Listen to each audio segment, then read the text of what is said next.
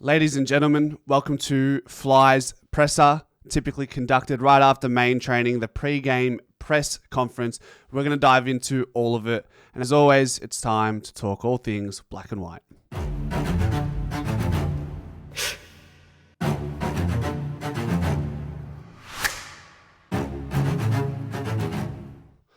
Just quickly, love how Collingwood have gone the extra mile with this press conference and given us some takeaways in dot point fashion. So appreciate that. It saves us having to navigate the copyright issues that exist with playing the audio and the video of it. But nevertheless, let's go. Beau McCreary's availability confirmed. Beau will play. He's done everything he's needed to do to prove his fitness today. We'll back him in and back our medical department that he will be available. So we can all breathe now. We've spoken about the importance of needing 3 of the 4 pressure forwards to play in each and every game to give us the best chance possible to facilitate setting up our forward half system and applying that forward half pressure. So those 4 potential players we talk about: Beau McCreary, Lachie Schultz, Bobby Hill, and also, yes, Jamie Elliott is one of those players. We've got 4 players, guys. We have 4 players in our forward line that rank top 20 in the forward department for tackles inside forward 50. So you look at that, and that's also including Brody Myercheck, just quietly. So credit to the big man there. But it's crucial that we do have 3 of those 4 pressure forwards available and playing. Otherwise, you have to revert to like a Patrick Lipinski, who would have to play high half forward. And while he has the endurance tank, he does not possess the same speed that those 4 players we just mentioned possess. So that's the biggest difference in having those types of players versus those players that have similar profiles to a Patrick Lipinski. Covering the loss of Jeremy Howe, we'll certainly consider Will. He did play really well in Adelaide a couple of rounds ago. We love his fight and tenacity of the ball. His name is a magnet that will be hard to remove from the team.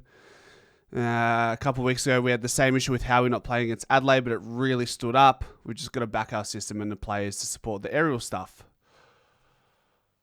Will Parker surely will play. Now, it's not like for like, and it's not as if Will Parker is coming in and playing the Jeremy Howe role. However, if there are only 2 changes to be made, then one of them would be Jeremy Howe for Will Parker. So Will Parker, as Flyers alluded to, had a really good game against Adelaide. One of the best 10-touch games you'll see as far as composure and fight was concerned, and bravery trying to take on some more difficult kicks that the rest of the squad weren't really willing to take for the most part of that entire game. And I would have loved to have found a way for Will Parker to play against the D's, just to find some continuity and consistency in his game and being a part of the AFL side. But look, the next best thing is Will Parker. You've got your opportunity once again against a team that you stood up strong against.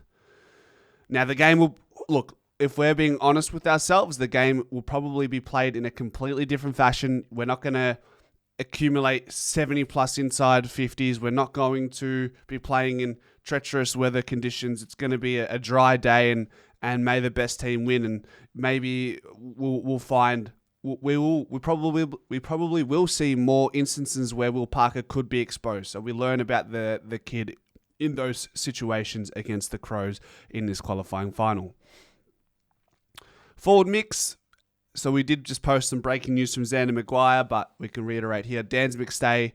Dan's magnet will come up for discussion with where we need him, and we'll weigh up if we go with Dan or some other options, maybe Mason. He was sort of like, trying to navigate his way out of this discussion Fly when it came to Mason. He also threw in the idea of maybe we just play shorter and we don't go either of them. But then one of the journos doubled down and said, oh, well, like, based on what you're saying, it sounds like it's either Mason or McStay, and then Fly eventually conceded that. So you have that there. Now, the Adelaide Oval dimensions, guys, when I went to training, wow, the boundary lines are 5 meters in from either end of where they normally are at the Vitality Centre. So as Fly said, there are no wings. That's the reality. The ground is a different dimension, and it's somewhat easy to defend sometimes, and then it's hard to move the ball at times as well. We want to make sure our players are ready and adapt for that. Adept? It should be adept, shouldn't it? Not adapt. Anyways, that's my mind. I didn't realize that, and that's something I learned going to training and seeing that. Wow, it's a completely different ball game at the Adelaide Oval, but typically we do quite well there. So, look, for a team like ourselves who are really good at squeezing the ground defensively, I think it works into our favour and should give us a wealth of confidence going into this game. The Adelaide crowd, we know that it's hostile.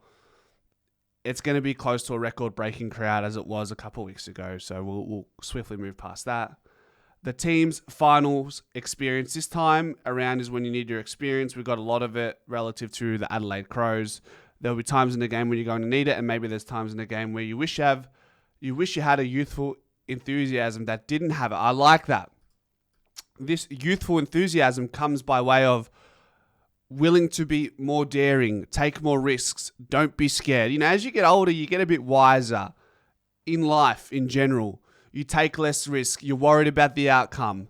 Those kids who come in who have big kahunas and don't worry about the outcome are sometimes they're duly rewarded for their bravery for taking that kick and call it a lack of being able to assess the potential risk of a negative outcome.